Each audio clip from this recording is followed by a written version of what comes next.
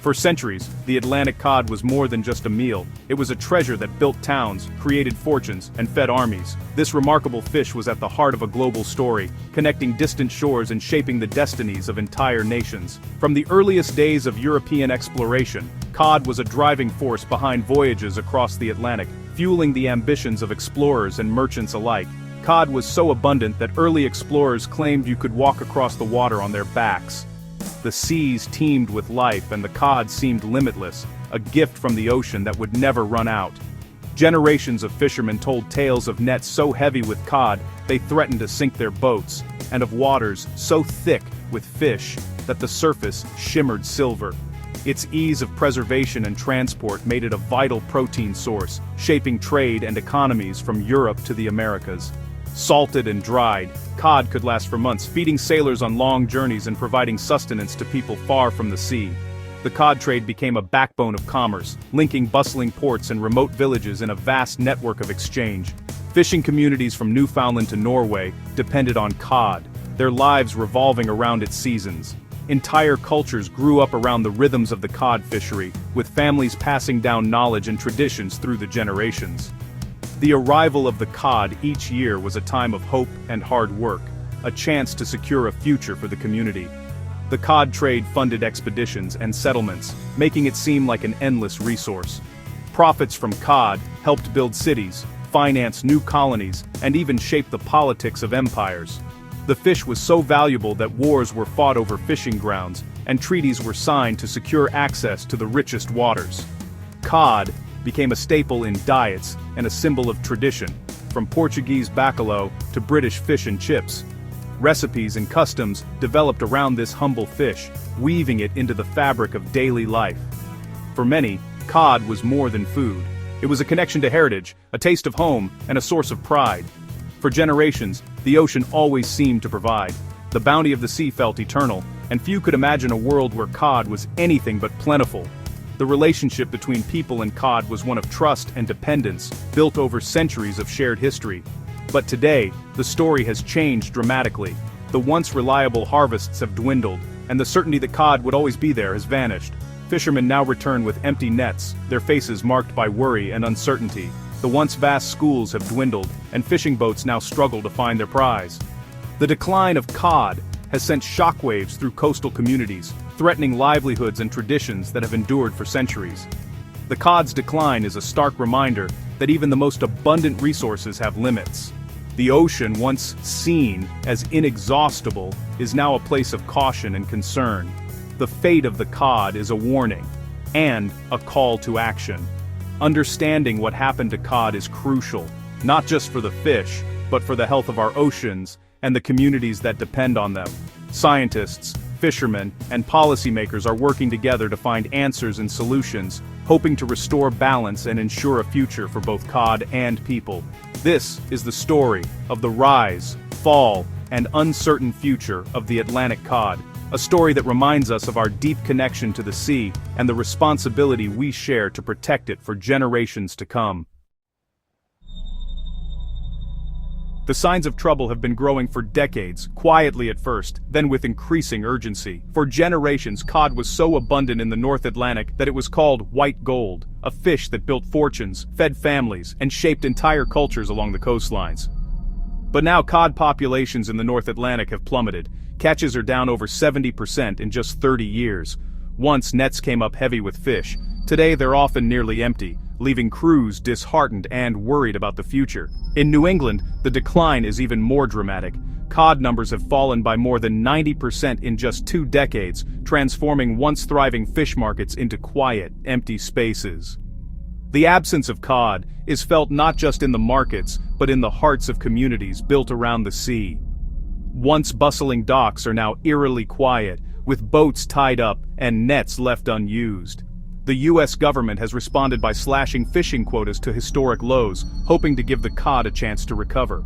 Most cod fishing today isn't for profit, but for science.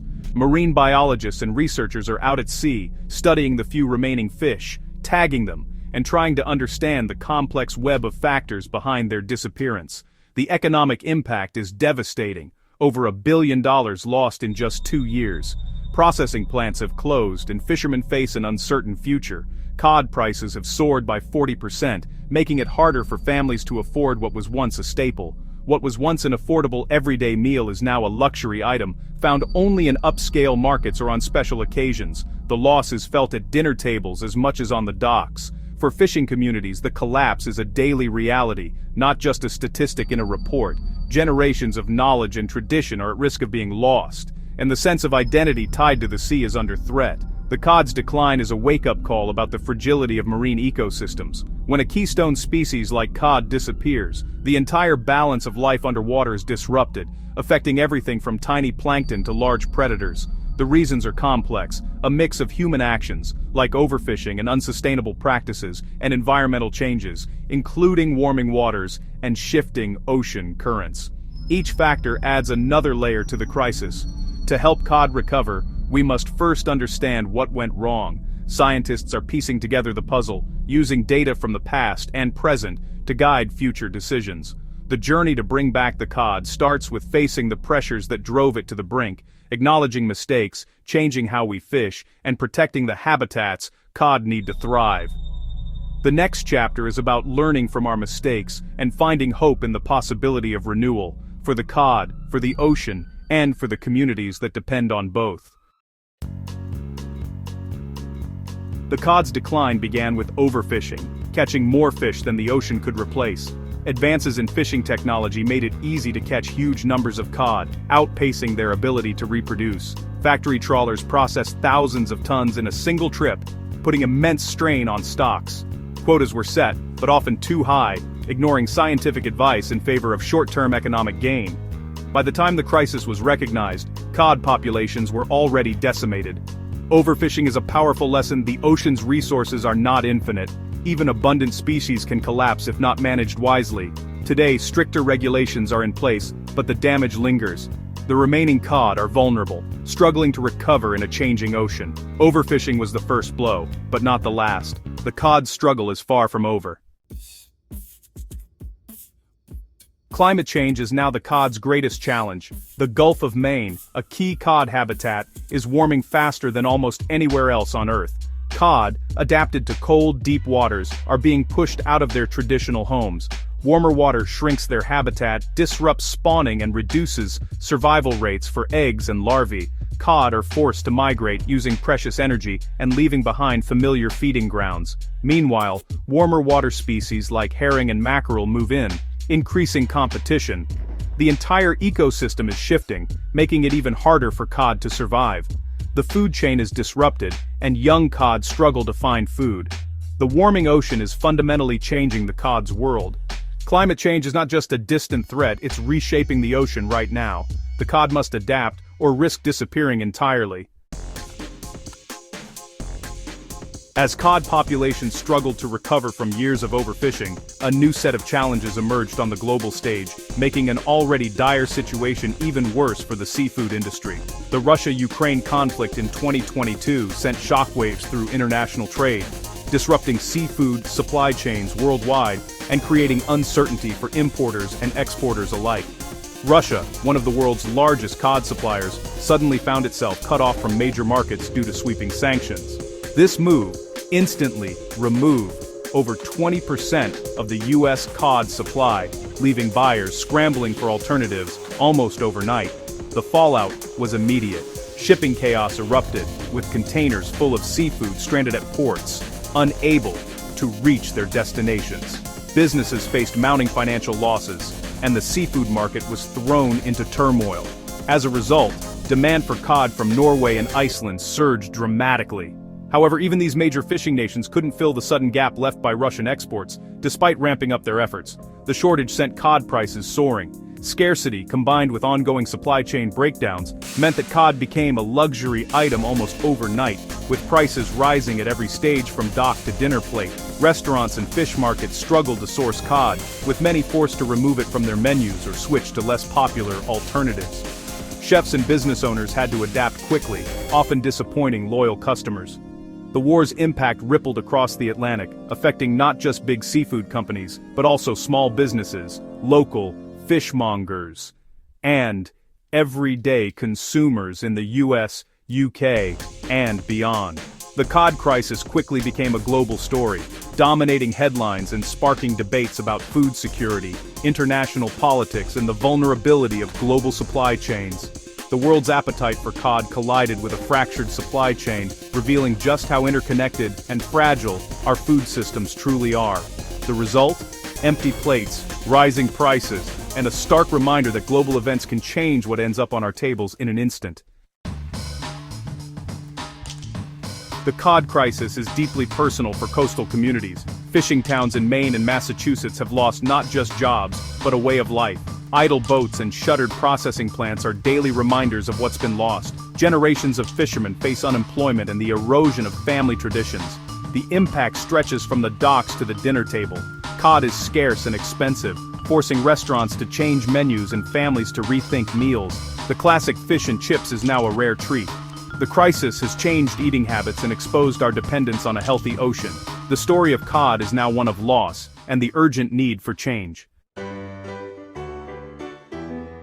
Amid crisis, scientists are fighting for the cod's future. In Massachusetts, researchers raise baby cod in controlled tanks, protecting them during their most vulnerable stage. These young cod are fitted with tracking chips and released into the wild, providing crucial data on survival and habitat. The goal isn't farming for food, but giving wild populations a head start. This innovative approach combines technology and conservation.